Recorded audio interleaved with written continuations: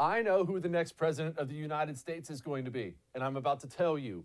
His name is Donald Trump, only it's Donald Trump Jr.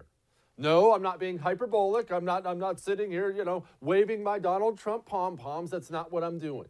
But Donald Trump Jr. once again proved his chops today as he descended into the seventh circle of hell known as the View and fought off the wolves. And it was a seriously impressive display. And before we get to the clips, I'm going to tell you why it's so impressive.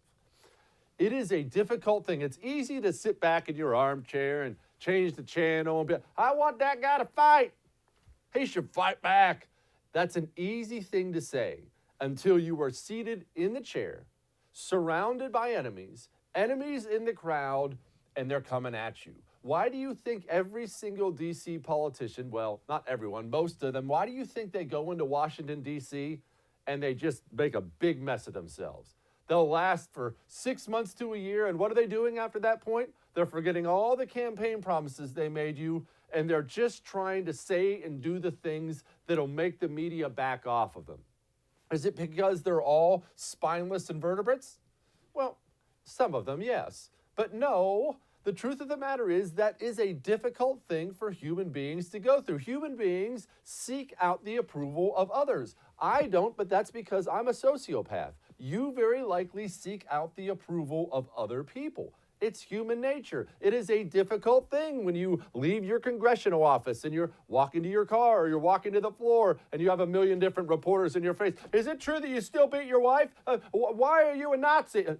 That is a difficult thing to go through. It's not pleasant. Normal people, people that aren't named Jesse Kelly, do not enjoy that experience. And so what happens? They crumble. They all crumble like a house of cards. Eventually, they're chipping at you and chipping at you and chipping at you. And finally, you're just saying and doing the things so the noise will stop. It is human nature to want the noise to stop. And who gets screwed? Well, you do. The voter gets screwed. You're sitting back home thinking, well, who's this jellyfish? I sent what I thought was a fighter to D.C., and all of a sudden I have this loser back there. He got worn down, people. And there are a lot of solutions for that. I can't fix the entire country in the 1 hour show tonight, so we're just going to focus on a few things, and I'll fix the country over the course of the next year or so. So Donald Trump Jr., when he goes on The View, that is a difficult thing to do. And it's difficult not just for the crowd, not just for the hosts, but because America watches that. And not that I'm touting The View's ratings, but look, you go on The View, you get some video clips out there, America is going to be watching those highlights. He made himself look good in front of the country while fighting back and fighting back hard. And understand something. Remember what I just said about the noise, people wanting the noise to stop? So much of the hand-wringing you see on the right about Donald Trump. I just wish he would stop calling people names. I wish things were kind like they used to be. So much of that is people want quiet, and they mistake quiet. I think this is an Avengers line. They mistake quiet for peace. It's not peace. If you walk out of your office building today and you see a man beating a child on the sidewalk, and you run up and start beating the guy, are you responsible for the violence, or is he? What we have is a media, an activist Democrat media, that has enjoyed complete carte blanche to wail on every single Republican they find. They beat on you, and they beat on you, and they beat on you, and they know eventually the Republicans will be like, oh, okay, sir, I'll do whatever you want. And finally, you have Donald Trump. He comes in and says, nah, screw you. I don't like you. The American people don't like you.